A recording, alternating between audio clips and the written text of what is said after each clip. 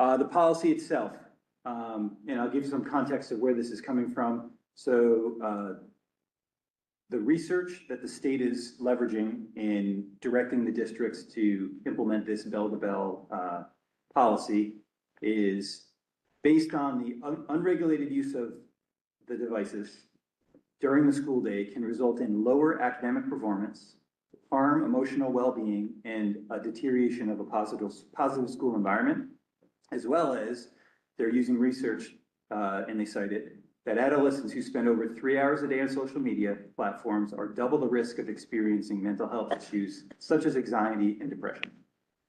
So when I send out communication regarding this to the district and the community, I will attach our resource documents and our source documents so everyone can see information from the state. They can see the citations to the reason and the kind of the origin of what Governor Murphy at the time was referencing when he imposed this on us.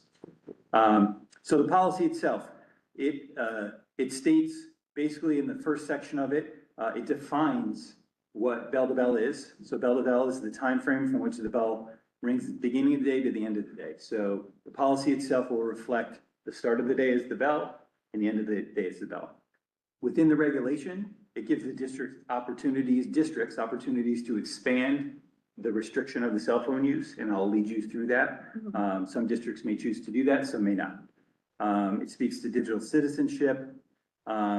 It defines district managed tools. So we all know that the high school is a one-to-one district or one-to-one building. And the other buildings in the district have many devices, anything from a laptop to a Chromebook to a desktop computer that students are using. So district managed tools, anything that the district issues or has embedded in instruction that is under the umbrella of the district. So it's laptops, tablets, our LMS systems, right, our Schoology and things like that.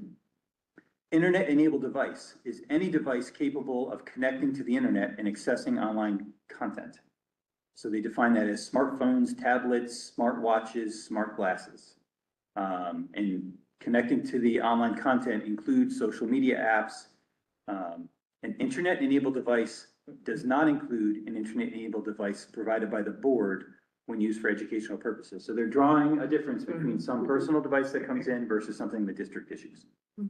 And then this is another thing that they define as non-internet enabled device. It's a basic communication device that's not capable of connecting to the internet or enabling a user to access content on the internet. So like a flip phone. Yes, they cite it as a flip style cell phone, a radio, walkie-talkie kind of thing. You're gonna make a comeback. And then school grounds, they talk about school grounds. So basically that's our school, athletic fields.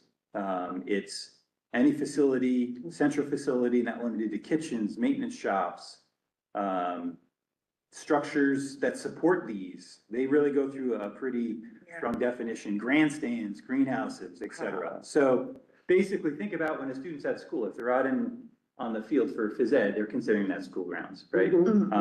If they're in the performing arts center for, band or chorus rehearsal, they're considering that school grounds. They state in here that a student's use of an internet-enabled device on the school bus during the school-sponsored event when the student is under the direct supervision of a teaching staff member will be in accordance with the age-appropriate differentiated requirements in Regulation 5516. So we're going to talk about that when we get into the regulation. They talk about the district use of devices, so iPads, we still can use them for what we want to use them for. The students can still connect to Schoology. They can still utilize them the way they've been utilizing. Nothing's going to change with our district technology.